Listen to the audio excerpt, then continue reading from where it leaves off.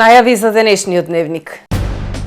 Вевчанскиот карневал годинава поддржан од државата со 1,8 милиони денари.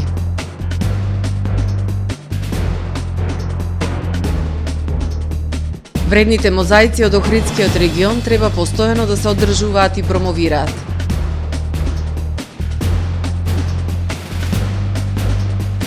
Општина Охрид ќе ги избира најдобрите спортисти за 2023 година.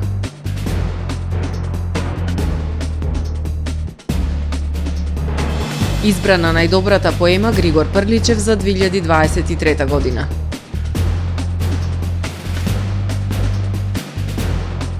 Илјадници лекари започнаа 6-дневен штрајк во Велика Британија, најдолг досега. Со најавените и со останатите содржини на дневникот започнуваме повременската прогноза. Останете со нас.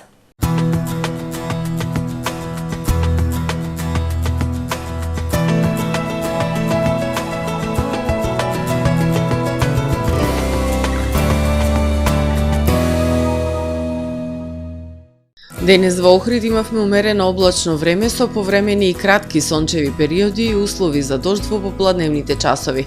Максималната дневна температура изнесуваше 9 степени Целзиусови. Во четврток во западна, северозападна, централна, како и локално во југоисточна Европа ќе преовладува умерено облачно и нестабилно време со врнежи од дожд, кои што ќе бидат проследени со засилен ветер. Во северна и североисточна Европа, како и во источноевропската низина со врнежи од снег. Во останатите предели од Европа ќе преовладува стабилно време со зголемена облачност и релативно топло за овој период од годината. На Балканскиот полуостров утре ќе преовладува претежно сончево и топло време со локална облачност. Локално во централните, источните и југозападните предели врнежи од дожд. Максималните дневни температури ќе се движат во интервал од 10 до 17 степени.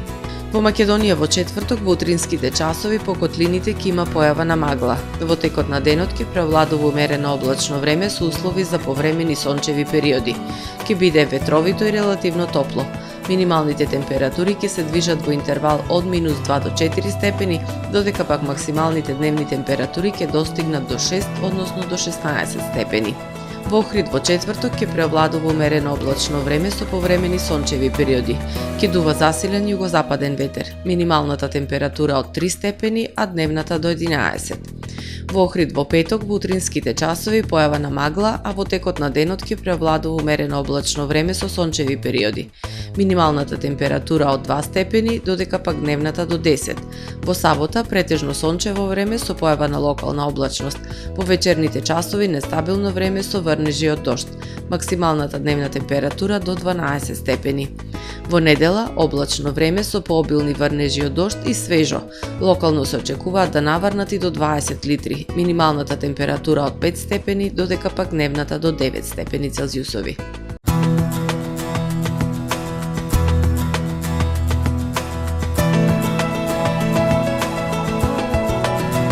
Гледавте Метео на ТВМ по соработка со Трпе Инвест.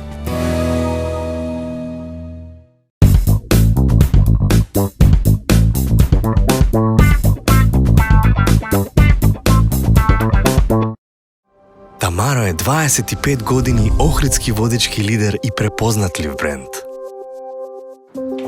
Обуките од менаџерскиот тим се доказ за максимална посветеност кон вработените. Тамаро Холдингот се грижи за организацијата и на време пренесените информации кои отсликуваат тимската работа. Секој успех на вработениот е успех и на компанијата. Маркетите располагаат со производи со висок квалитет од секакви брендови по одлични цени. Вкусните печива од Дана Бела пекарата се веќе омилен појадок на многу потрошувачи во Охрид. Анабела кујната услужува голем број на потрошувачи и компании.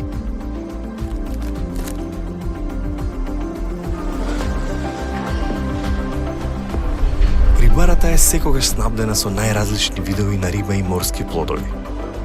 А месарниците располагаат со свежо месо и местни производи во секое време. Уживајте во својот охридски домаќин. Тамаро, повеќе од маркет.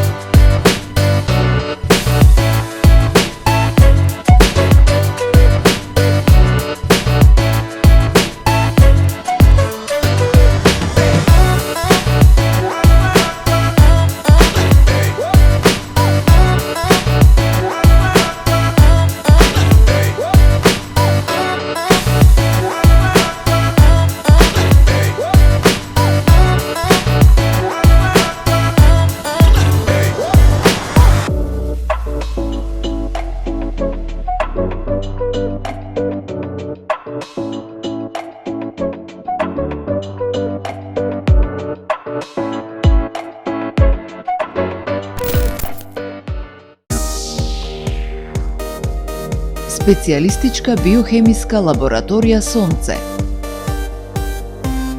20% празничен попуст во декември и јануари за хормони, туморски маркери и електролити.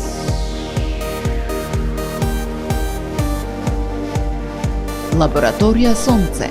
30 години грижа за вашето здравје.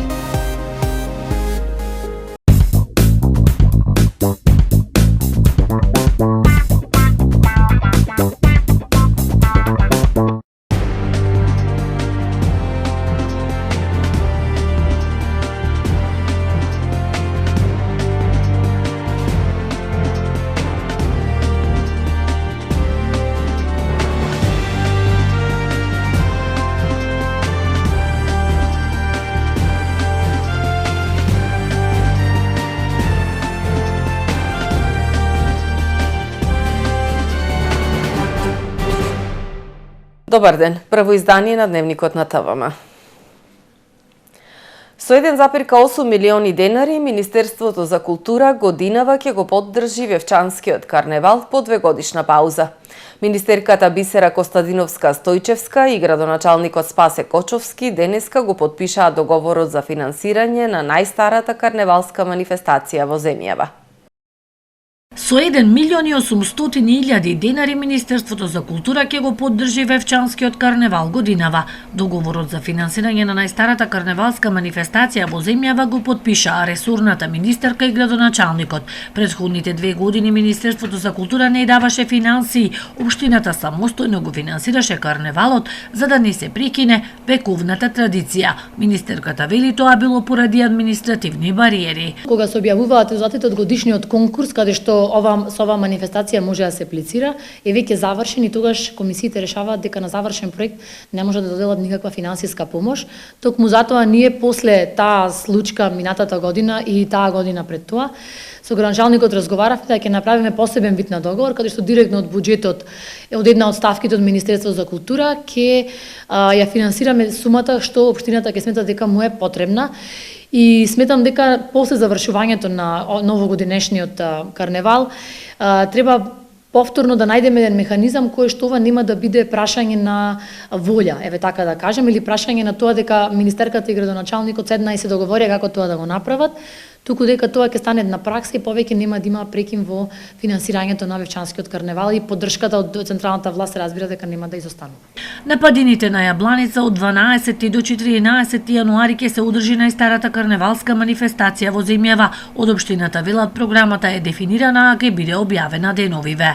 Општина Вевчан е најмалата општина во Македонија, може да се каже и во Европа, може би едно населено место, сме ние 2.500 жители, секоја буџетот е онаков како што е, меѓутоа секоја поддршка е добродојдена, се надевам континуитет ќе има. Вевчанскиот карневал вреди да биде поддржан не само од Министерството за култура, тука се надеваме дека ќе има спонзори од заинтересирани фирми што се во Македонија. Се е подготвено за Вевчанскиот карневал стар 14 векови. Денес светска туристичка атракција. Се очекува 10.000 гости да ја посетат општина Вевчани за време на православна година. Министерството за животна средина и просторно планирање за прв пат директно ќе ги финансира националните паркови. Министерството за животна средина и просторно планирање почнува нова иницијатива за валоризација на Јабланица за да се утврди во кој ранг, односно категорија, ќе биде како заштитено подрачје, кажа на денешниот брифинг со новинарите министерката Каја Шукова. Министерството годинава за прв пат ќе започне со директна поддршка на националните паркови. Министерството прв пат оваа година ќе пристапи кон директно финансирање на 4 национални паркови кои ги имаме во моментов, за да се унапреди нивната работа и да им се помогне пред се за да имаат инфраструктура која ќе им овозможи да работат со екосистемски услуги и сечата на дрва да не им биде главен извор на приходи, истакна Шукова. Оваа година Министерството започнува и со анализа за воспоставување геопаркови во државата. Откриените мозаици во Охрид и Охридско од ранохристијанскиот и од античкиот период недоволно се заштитуваат. Неопходен е постојан мониторинг и конзерваторски активности за нивно одржување и зачувување. Покрај постојана грижа, неопходна е и поголема промоција на ова вредно светско културно наследство. На Плаушник се наоѓаат едни од најзначајните мозаици во земјава и пошироко, кои датираат од средновековието и антиката. На нивната убавина се воодушевуваат и туристите и научната фела. Некои од експертите за мозаици сметаат дека тие се недоволно заштитени од временските услови, а пред се од влагата која негативно влијае врз нив. Потребен е еден едно организирано одржување на сите овие објекти кои се најдени. Сите бараат постојана нега, значи ниедна конзервација или реставрација не е доволна за да го заштити само, туку треба едно континуирано и макотрпно работење за да се одржи и зачува ова културно наследство. Никола Упевче, кој беше дел од конзерваторскиот и реставраторскиот тим што на Плаушник интервенираше на повеќе од 2000 метри квадратни мозаици, вели дека доколку соодветно не се грижиме за мозаиците и останатото археолошко наследство, можеби подобро да го оставиме по слоевите земја, бидејќи на тој начин ќе биде подобро сочувано. Кога веќе сме го откриле, треба да се грижиме за него и да го промовираме, додава Упевче. Значи, публикување во стручни научни конференции, во стручни научни публикации, сепак да се постават едни морални и естетски критериуми кои ќе ги задоволат и највисоко префинетите вкусови, затоа што се работи сепак за еден вид на светско културно наследство. Мозаиците во Охрид и Охридско откриени на 22 локации, како подовите од Тетраконхалната црква, Римската бања, доцна античкиот плоштад на Плаушник, Јужната базилика и од ранохристијанската крстилница, се дел од светското културно наследство, заштитено од УНЕСКО. Општина Охрид ќе ги избира најдобрите спортисти за 2023 година. Јавниот конкурс ќе трае до 25 јануари 2024 година до 14 часот. Општина Охрид покренува постапка за избор на најдобрите од спортот во Општина Охрид за 2023 година. Наградите и признанијата за најуспешните спортистки и спортисти, тренери, спортска екипа во Охрид се доделуваат за постигнати резултати во индивидуален и во клубски спорт во тековната година на спортистки, спортисти и тренери кои настапуваат за спортски клубови чие што седиште е во Охрид. Предлозите за избор на најдобрите во спортот во Општина Охрид за 2023 година се за следниве категории: спортист или спортистка на годината, спортска надеж, мажи и жени во индивидуален и колективен спорт, тренер на годината, спортска екипа на годината, мажи и жени, спортист или спортистка странец кој настапува во екипа од Охрид, спортист или спортистка од Охрид кој настапува надвор од територијата на Општина Охрид, спортист или спортистка во категоријата на лица со посебни потреби и спортска легенда за посебни заслуги во спортот.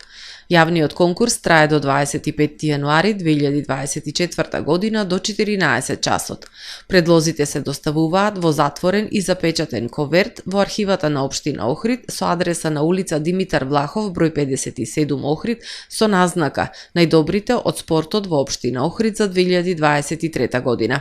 Дополнителни информации во врска со конкурсот на телефон 046 262 492 локал 198 или sport@ohrid.gov.mk.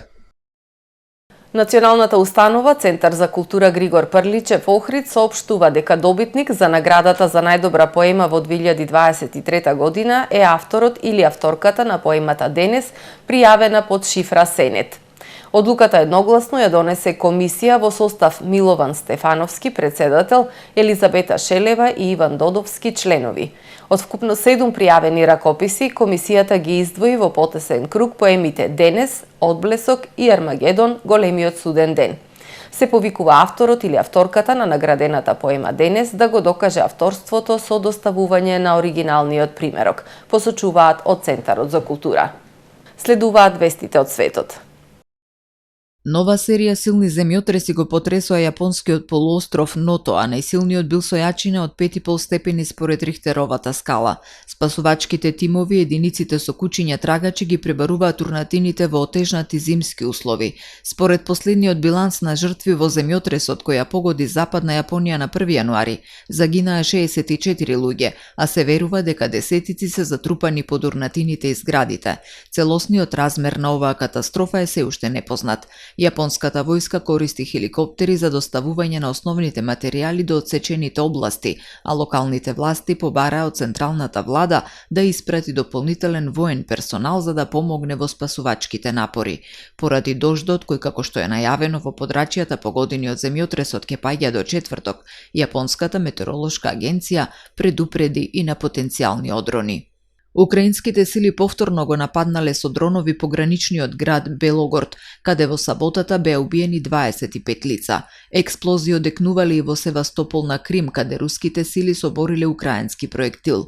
Руски проектили како одговор на украинските напади ги погодија најголемите градови во Украина, вклучувајќи ги Харков и Киев, при што загинаа најмалку 5 лица, десетици беа ранети, соопштија локалните власти. Украинскиот председател изјави дека Русија за 5 дена употребила околу 300 проектили и 200 дронови. Русија го започна своето најголемо воздушно бомбардирање кон крајот на минатата недела, при што загинаа повеќе од 40 луѓе. Младите лекари во Англија кои имаат статус на приправник утрово ја прекинаа работата на 6 дена, бидејќи бараат покачување на платите.